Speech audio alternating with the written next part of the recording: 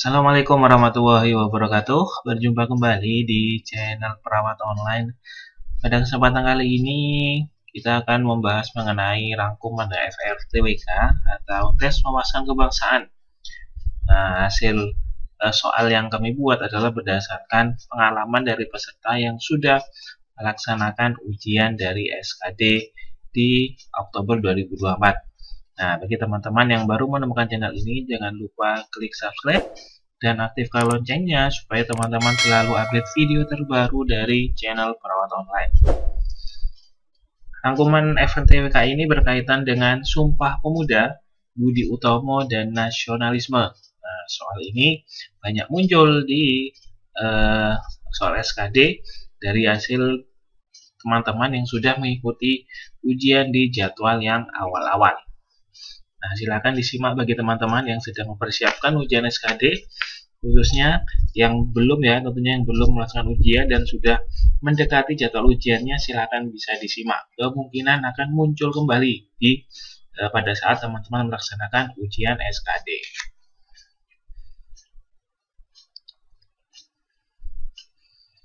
Baik, langsung saja kita mulai. Contoh soal pertama. Dalam era modern saat ini, apa hambatan utama yang dihadapi generasi muda dalam mewujudkan nasionalisme, seperti pada zaman Sumpah Pemuda dahulu? A. Teknologi yang berkembang pesat membuat generasi muda lebih individualis dan kurang peduli pada isu-isu nasional. B. Perpecahan sentis antar daerah yang menyebabkan sulitnya membangun rasa persatuan dan kesatuan. C. Kurangnya kesadaran akan nilai-nilai nasionalisme di kalangan generasi muda karena pengaruh budaya asing. Opsi D. Dominasi konten hiburan di media sosial yang mengalihkan perhatian dari isu-isu kebangsaan. Atau yang E adalah kurangnya pendidikan tentang sejarah dan nilai-nilai kebangsaan di kurikulum sekolah. Nah, soal pertama ini berkaitan dengan Sumpah Pemuda. Nah, mungkin teman-teman bisa mencoba dulu menjawab. Kira-kira apa jawabannya? Silakan teman-teman bisa mencoba menjawab di kolom komentar ya teman-teman.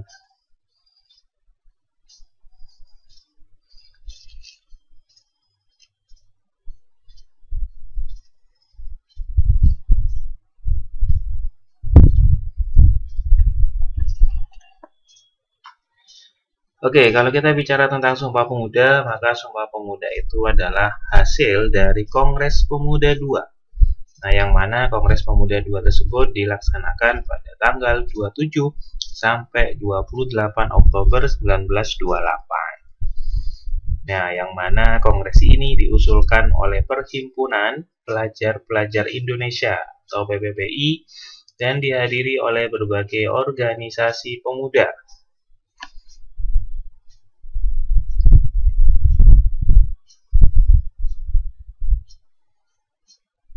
Sumpah Pemuda juga merupakan tonggak penting ya dalam sejarah Indonesia yang menandai tekad dan semangat para pemuda untuk memperjuangkan kemerdekaan dari penjajah Belanda.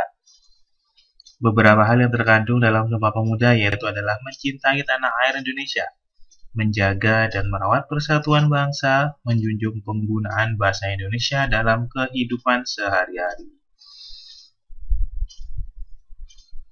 Nah, itulah yang menyebabkan jadi setiap tanggal 28 Oktober diperingati sebagai Hari Sumpah Pemuda.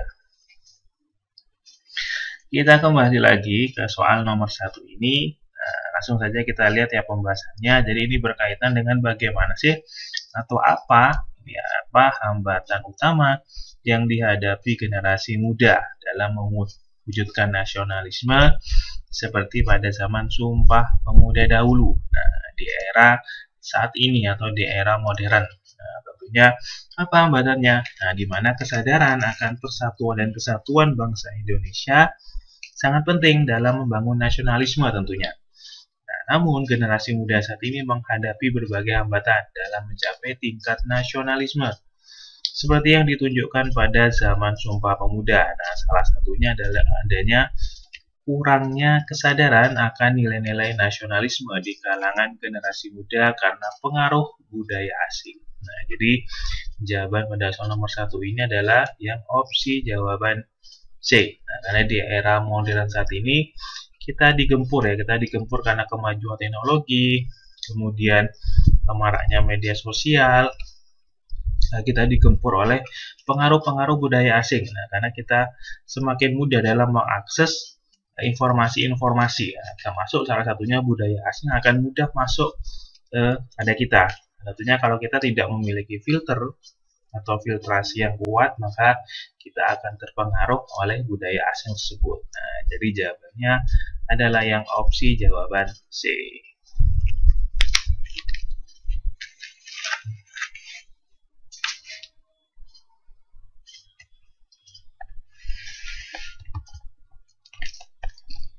Selanjutnya kita beranjak ke soal kedua. Organisasi Budi Utomo merupakan salah satu bentuk implementasi nasionalisme di Indonesia. Peranan utama organisasi ini dalam mencerminkan semangat nasionalisme pada konteks perjuangan kemerdekaan Indonesia adalah A. Budi Utomo memperjuangkan hak-hak kaum buruh melalui serangkaian aksi protes. Atau B. Budi Utomo menggalang dukungan internasional untuk kemerdekaan Indonesia. C. Budi Utomo mendorong pendidikan dan kebudayaan sebagai sarana membangkitkan kesadaran nasional. D. Budi Utomo menjadi wadah bagi pemuda untuk mempersiapkan revolusi fisik melawan penjajah. Atau yang E. Budi Utomo menginisiasi pembentukan tentara rakyat sebagai upaya mempertahankan kemerdekaan. Oke ya, soal nomor 2 ini berkaitan dengan organisasi kepemudaan ya di zaman sebelum merdeka, yaitu adalah organisasi Budi Utomo.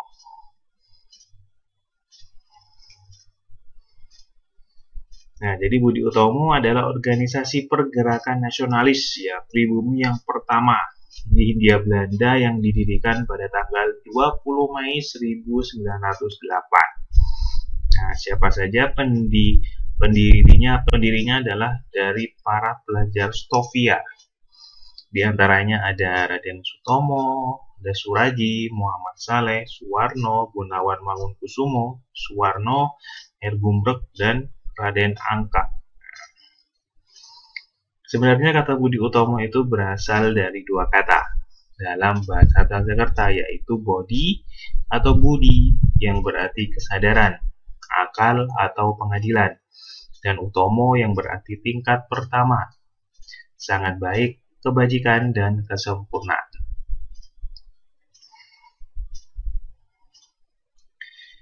Tujuan Budi Utomo sendiri adalah untuk mengembangkan kesenian dan kebudayaan serta mendorong pertanian dan perdagangan. Ya, jadi awalnya adalah seperti itu. Kemudian tentunya kita ingat bahwasanya setiap tanggal 20 Mei kita peringati sebagai Harkitnas atau Hari Kebangkitan Nasional. Nah, karena pada tanggal 20 Mei tersebut sebagai upaya untuk menghormati atas berdirinya dari Budi Utomo. Nah, jadi setiap bulan Mei, setiap tanggal 20 Mei kita peringati sebagai Hari Kebangkitan Nasional.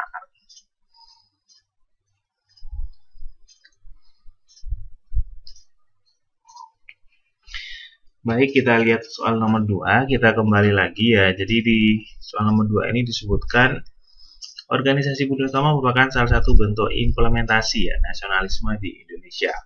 Peranan utama organisasi ini dalam mencerminkan semangat nasionalisme pada konteks perjuangan kemerdekaan Indonesia adalah ya, jadi apa sih peran dari Budi Utomo ini kaitannya dengan semangat nasionalisme. Jadi organisasi Budi Utomo sudah saya singgung di awal tadi ya, didirikan 20 Mei 1908 oleh Dr. Wahidin tentunya Sudirohusodo dan para mahasiswa di Stovia. Nah, Budi Utomo mencerminkan semangat nasionalisme melalui upayanya untuk mendorong pendidikan dan kebudayaan sebagai sarana membangkitkan kesadaran nasional di kalangan rakyat Indonesia. Ya, jadi jawabannya adalah yang opsi jawaban C. Nah, bagaimana tadi tujuan dari Budi Utomo adalah berkaitan dengan pendidikan dan kebudayaan. Nah, harapannya melalui pendidikan dan kebudayaan ini dapat meningkatkan kesadaran terkait tentang jiwa nasionalisme. Jadi jawaban yang tepat adalah opsi jawaban C.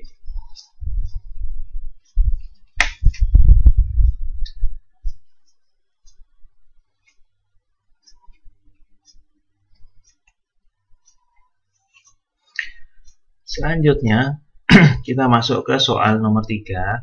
Pemerintah seringkali mengambil kebijakan yang bertujuan untuk memperkuat nasionalisme dan membangun rasa kebangsaan yang kuat di kalangan masyarakat. Bagaimana seharusnya kita mendukung kebijakan-kebijakan tersebut agar nasionalisme dapat tumbuh dan berkembang? A. Meningkatkan partisipasi dalam kegiatan sosial dan budaya yang memperkuat identitas nasional. B. Menghindari interaksi dengan budaya asing dan memprioritaskan produk-produk dalam negeri. C. Memproteksi pasar dalam negeri dengan menerapkan kebijakan proteksionis terhadap produk luar. D. Menolak adanya pengaruh budaya dan gagasan baru yang dapat merusak nilai-nilai nasional. E. Menjauhi teknologi dan inovasi dari luar negeri untuk menjaga kedaulatan teknologi nasional. Oke, soal nomor 3 ini berkaitan dengan nasionalisme ya. Jadi bagaimana kita bisa mendukung kebijakan-kebijakan tersebut agar nasionalisme dapat tumbuh berkembang. Nah, apa caranya?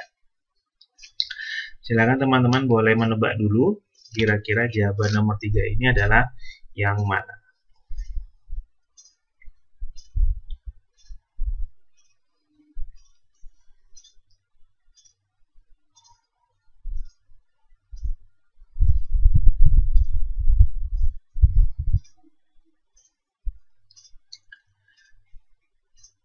Nah, di sini akan saya jelaskan bagaimana beberapa cara untuk memperkuat rasa nasionalisme ya. Yang pertama, seperti misalnya memperingati hari besar nasional.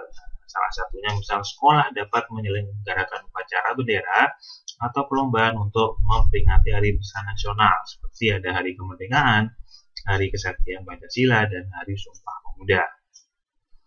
Kemudian bisa juga cara yang berikutnya adalah mempelajari sejarah dan budaya, dapat dilakukan dengan membaca buku sejarah, menonton film bertema sejarah, atau mengunjungi museum. Kemudian mempelajari bahasa daerah. Nah, ini juga dapat meningkatkan rasa nasionalisme kita, karena tentunya dengan mempelajari bahasa daerah dapat menumbuhkan rasa ingin tahu terhadap kekayaan bahasa daerah. Selanjutnya adalah menggunakan produk dalam negeri.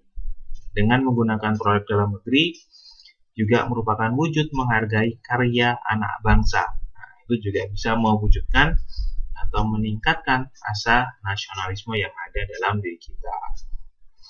Nasionalisme pada umumnya yaitu adalah memiliki tujuan untuk menjamin kemauan dan kekuatan mempertahankan masyarakat nasional melawan musuh dari luar serta menghilangkan ekstremisme dari warga negara.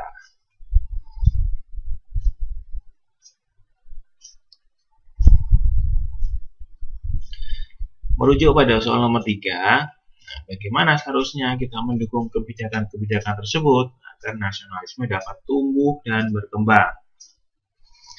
Jadi untuk mendukung kebijakan-kebijakan pemerintah yang bertujuan untuk memperkuat nasionalisme, penting bagi masyarakat untuk terlibat aktif ya dalam kegiatan sosial dan budaya yang memperkuat identitas nasional. Dengan meningkatkan partisipasi dalam kegiatan semacam ini, harapannya nasionalisme itu dapat tumbuh dan berkembang secara signifikan.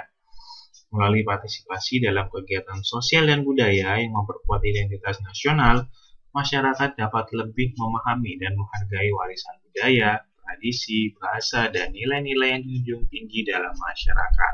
Nah, jadi bisa disimpulkan kalau jawaban yang benar adalah yang opsi jawaban A di sini, yaitu meningkatkan partisipasi dalam kegiatan sosial dan budaya yang memperkuat identitas nasional, karena kaitannya ada hubungan erat ya antara nasionalisme dengan identitas nasional.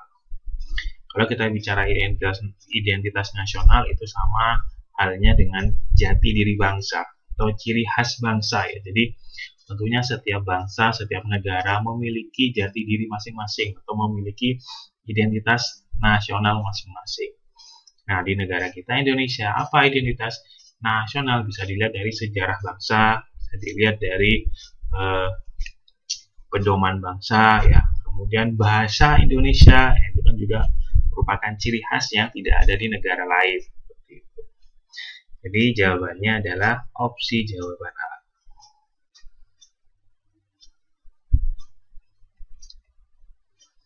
Selanjutnya kita masuk ke soal keempat, masih berkaitan dengan nasionalisme. Nasionalisme adalah sikap yang mencerminkan cinta dan komitmen terhadap negara. Implementasi nasionalisme di lingkungan keluarga merupakan langkah awal yang penting dalam membentuk karakter generasi penerus bangsa. Dalam konteks ini, keluarga dapat menerapkan nilai-nilai nasionalisme untuk memperkuat persatuan dan kesatuan bangsa dengan cara A. Menerapkan disiplin yang ketat dalam kehidupan sehari-hari untuk membangun karakter yang kuat. B. Mengajarkan sejarah dan budaya Indonesia kepada anak-anak untuk meningkatkan rasa cinta tanah air. C. Mengadakan pertemuan keluarga secara rutin untuk membahas isu-isu nasional dan global. D. Mendorong anak-anak untuk selalu bersikap jujur dalam setiap tindakan mereka. E. Mendorong anak-anak untuk mengikuti tren mode internasional tanpa mempertimbangkan budaya lokal.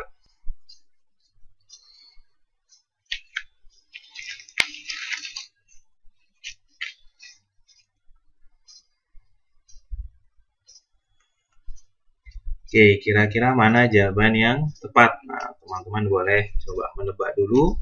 Silakan boleh ya. Ketik saja jawabannya di kolom komentar. Nah, setelah itu nanti kita akan bahas ya, apakah jawaban teman-teman cocok dengan pembahasan di soal ini.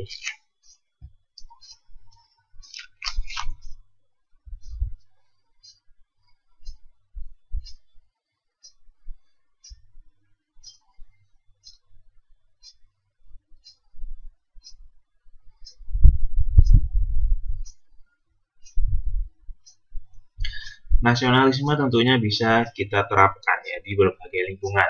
Lingkungan yang paling kecil tentunya diawali dari lingkungan keluarga.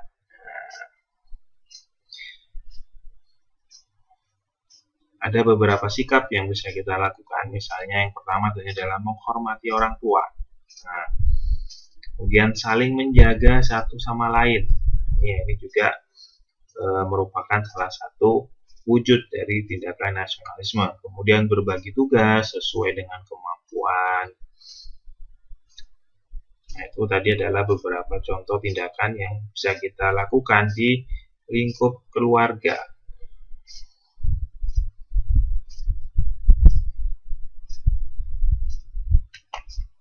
Baik, langsung saja kita lihat pembahasannya. Jadi nasionalisme di lingkungan keluarga itu dapat diterapkan ya melalui berbagai tindakan yang mencerminkan cinta tanah air dan tanggung jawab terhadap bangsa. Nah, dari pilihan yang ada, maka mengajarkan sejarah dan budaya Indonesia kepada anak-anak untuk meningkatkan rasa cinta tanah air. Nah, itu jadi langkah yang penting. Itu ada di opsi jawaban B.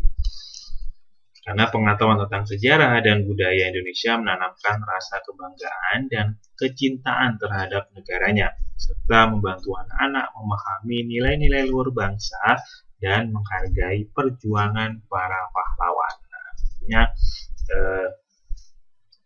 sejarah ini jangan sampai kita lupakan ya, karena dengan kita mengingat sejarah, tentunya itu akan menjadi motivasi kita untuk semakin baik ke depannya.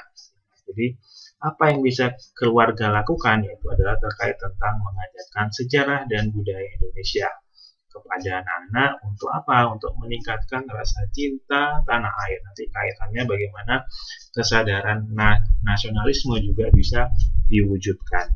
Jadi jawaban yang tepat ada di opsi jawaban B.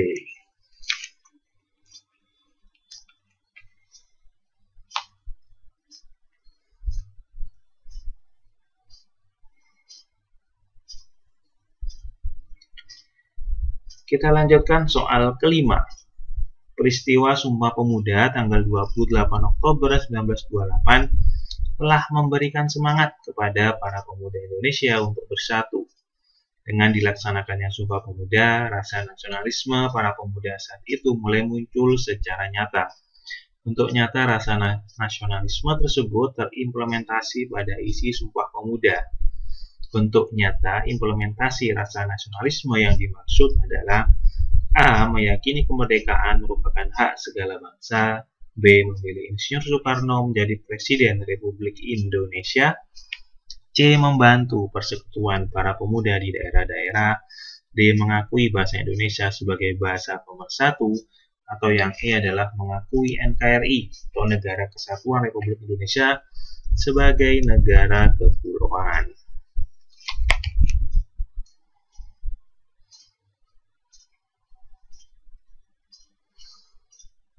Oke, isi Sumpah Pemuda, tentunya kita sudah tidak asing lagi ya dengan isi Sumpah Pemuda. Ada 3 poin di sana. Poin pertama yang berbunyi, kami putra dan putri Indonesia mengaku bertumpah darah satu tanah air Indonesia. Poin kedua, kami putra dan putri Indonesia mengaku berbangsa satu, bangsa Indonesia. Poin ketiga, kami putra dan putri Indonesia menjunjung bahasa persatuan, yaitu bahasa Indonesia. Nah, Sumpah Pemuda dicetuskan pada Kongres Pemuda II yang dilaksanakan pada 27 sampai 28 Oktober 1928, yaitu tepat di Jakarta. Nah, Sumpah Pemuda ini merupakan tonggak sejarah pergerakan pemuda Indonesia dalam melawan penjajah.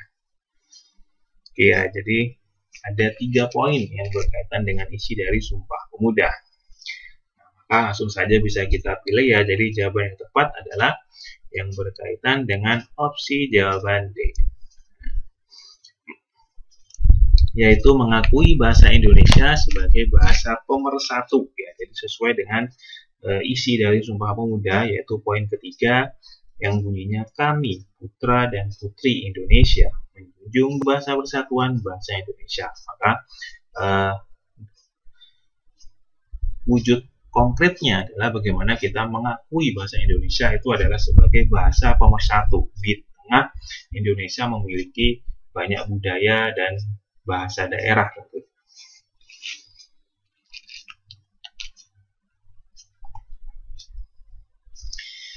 Baik, terima kasih, kita sudah sampai di penghujung video pada pembelajaran mengenai soal SKD CPNS ya, spesifiknya mengenai tes wawasan kebangsaan. Semoga rangkuman dari FR soal TWK tadi menambah amunisi kita untuk mempersiapkan ujian SKD ke depannya.